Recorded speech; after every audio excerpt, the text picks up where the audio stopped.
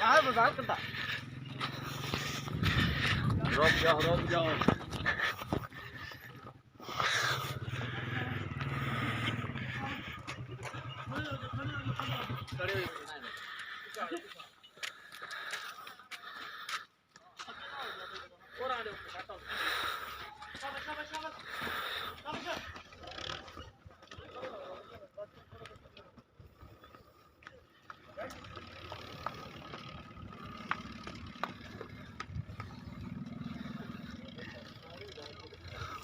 ओए तान मगर तक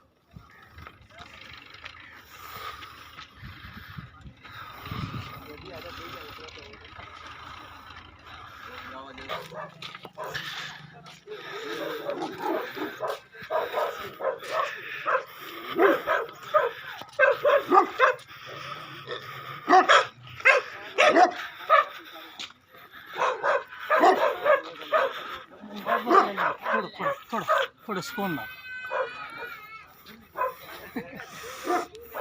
शाबाश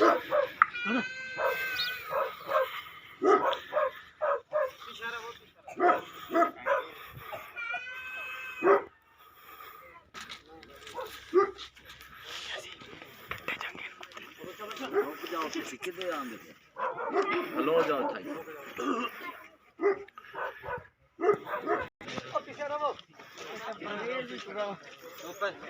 बोल रहे बनते नहीं बजे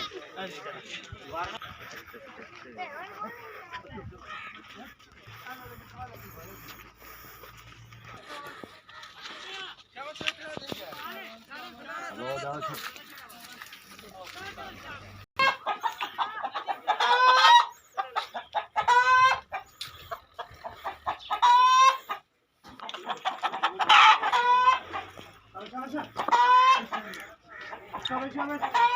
अब बाहर ले आ देना बाकी बाहर चलो मेरे घरे तो मैं ही हां दोबारा छाड़ दे देख लो हां